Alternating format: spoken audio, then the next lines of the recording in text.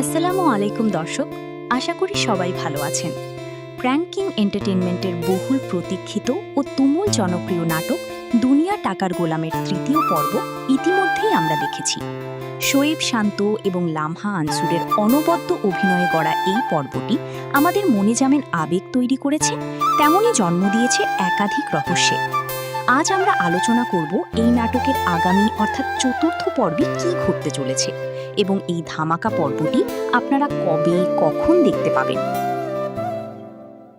দর্শক, তৃতীয় পর্বে আমরা গল্পের সবচেয়ে বড় এবং চমকপ্রদ টুইস্টটি দেখতে পেয়েছি।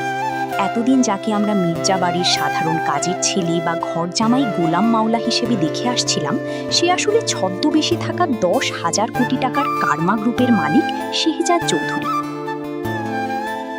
গল্পের পিছনে লুকিয়ে থাকা আবেগঘন সত্যটি হলো, শেহজাদ ভালোবেসেছিল অতি সাধারণ এক মেয়ে ফাতেমাকে। কিন্তু ফাতেমার স্পষ্ট কথা ছিল, সে কোনো ধনকুবেরকে নয়, বরং একজন সাধারণ ও সৎ দরিদ্র মানুষকে বিয়ে করে জীবন কাটাতে চায়। ফাতেমার এই মন জয় করতেই শেহজাদ নিজের পরিচয় গোপন করে একজন সাধারণ চায়ের দোকানদার হিসেবে তাকে বিয়ে করেছিল। কিন্তু ভাগ্যের নির্মম পরিহাসে আজ সে নিজের আসল পরিচয় এবং নিজের ভালোবাসার স্ত্রী সন্তানকে ছেড়ে মির্জা বাড়ির গোলাম সেজে আছে। এবার আসা যাক আমাদের আসল আকর্ষণে, আগামী চতুর্থ পর্বে কি ঘটতে যাচ্ছে। তৃতীয় পর্বের শেষ দৃশ্যে আমরা দেখেছি মির্জা বাড়ির পুরনো বিশ্বস্ত কাজের লোক মনীষ কাকা গোলামের ছদ্মবেশের বিষয়টি টের পেয়ে যায় এবং তাকে সরাসরি হুমকি দেয়। এমনকি সে ঋতু এবং তার বাবাকে ডেকে নিয়ে আসে গোলামের আসল সত্য ফাঁস করতে।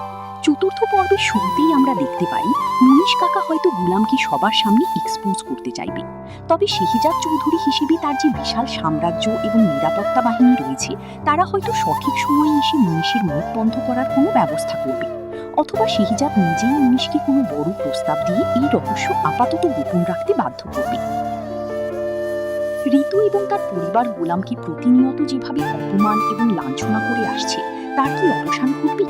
চতুর্থ পর্বে হয়তো ধীরে ধীরে গোলামের আসল ক্ষমতার কিছু প্রমাণ ঋতুর বাবার হাতে চলে আসবে। যখন তারা বুঝতে শুরু করবে যে তাদের বাড়িতে পড়ে থাকা কাজের ছেলেটি আসলে দুবাই কানেকশন থাকা এক বিশাল মাফিয়া ও ব্যবসায়ী, তখন তাদের মনের লোভ ও ভয়ের মিশ্রণ দেখার মতো হবে। অন্যদিকে ফাতিমা যখন জানতে পারবে যে তার এতদিনের চেনা সাধারণ স্বামী আসলে এক বিশাল কোটিপতি,